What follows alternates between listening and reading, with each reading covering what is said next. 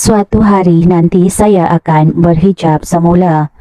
Pelakon Emma Maimbong memberitahu dia tidak akan selamanya kekal dengan imej seperti hari ini, iaitu membuka aurat, dan akan berubah jika sudah sampai waktunya suatu hari nanti. Kata pemilik nama lengkap Fatimah Rohani Ismail itu, dia sedar ramai peminat memintanya untuk kembali kepada fitrah sebagai seorang wanita Muslim. Lebih-lebih lagi dia pernah tampil dengan imej menutup aurat selama 5 tahun. Bagi saya, setiap wanita Muslim beragama Islam, mereka semua mahu menuju ke arah kebaikan. Begitu juga saya.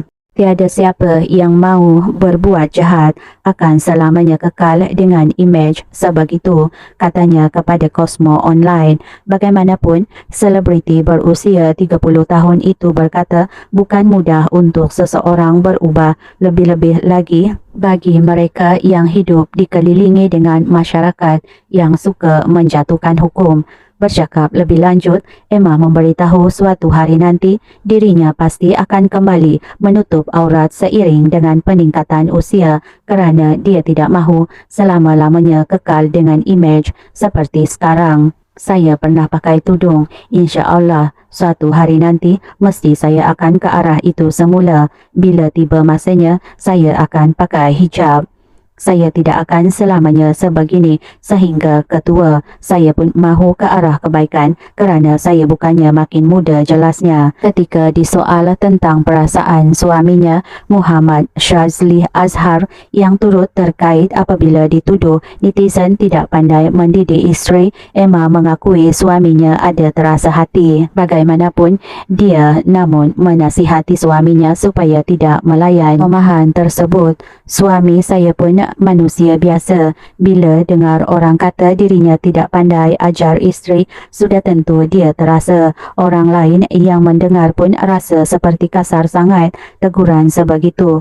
Saya ada bercakap dengan suami, abaikan sahaja sebab nanti kalau melayan hanya akan mengeruhkan lagi keadaan. Lama-lama dia faham, jelas Emma. Emma yang ditemui ketika majlis sidang akbar program reality The Masked Singer Malaysia di sini semalam turut memberitahu dia tidak akan berkongsi semua kehidupan pribadinya dalam media sosial, terutama membabitkan keluarga.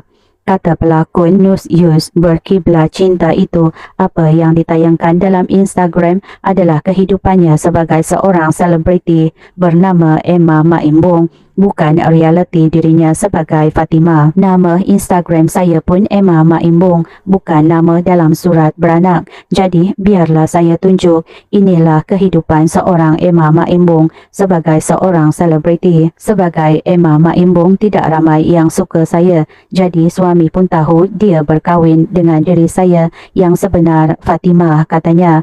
Terdahulu Emma membuat keputusan tidak lagi bertudung selepas 5 tahun berhijab. Pada penghujung Januari 2019, Emma berkahwin dengan juruterbang Muhammad Shazli Azhar pada 20 Februari 2020. Hasil perkahwinan mereka dikurniakan seorang anak lelaki yang kini sudah berusia 2 tahun.